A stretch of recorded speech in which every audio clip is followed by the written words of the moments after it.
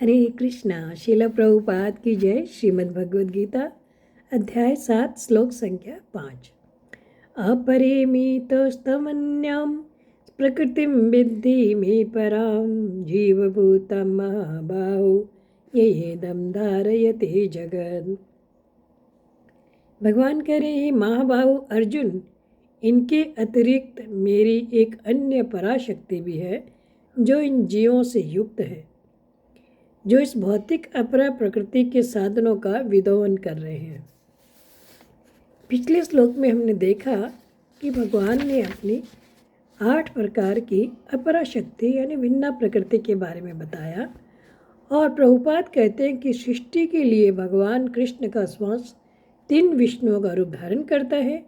पहले महाविष्णु है जो संपूर्ण भौतिक शक्ति यानी महतत्व को उत्पन्न करते हैं। दूसरे हैं गर्भोदकशाही विष्णु जो समस्त ब्रह्मांडों में प्रविष्ट होकर विविधता उत्पन्न करते हैं। तीसरे है क्षीरोदकशाही विष्णु जो समस्त ब्रह्मांड में सर्वव्यापी परमात्मा के रूप में फैले हुए हैं। और जो भगवान के इन स्वरूपों को जान जाता है वह भवबंधन से मुक्त हो जाता है। अभी भगवान बता रहे हैं, अपरिमित स्तवन्यम प्रकृतिम विद्धि में पराम। इन 8 प्रकार की अपरा शक्ति के अलावा मेरी एक पराशक्ति भी है, यानी कि जीव के बारे में भगवान कह रहे हैं।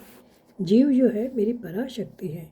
जीवभूतम, वास्तव में ये जीव रूप नहीं है, प्रत्युत जीव तो बन गया है। यह तो स्वतः साक्षात भगवान का अंश है।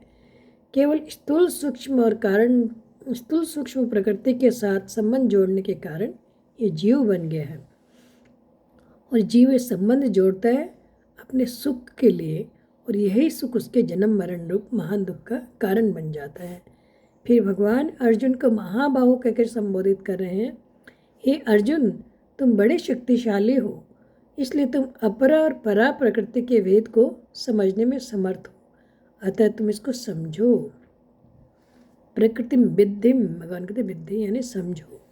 फिर भगवान कह रहे, येदम धारयते जगत।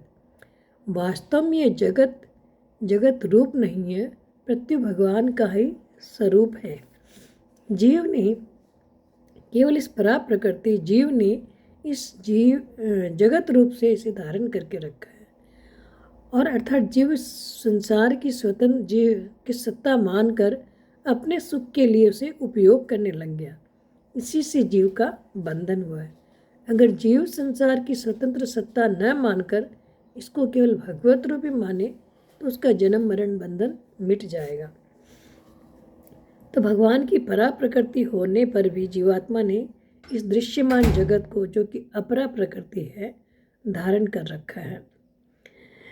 जिसकी भोग और पदार्थों में जितनी रुचि है, जितनी आसक्ति है, जितना आकर्षण है, उसे उतना ही संसार और ये शरीर सुखप्रद और सुंदर दिखाई देता है।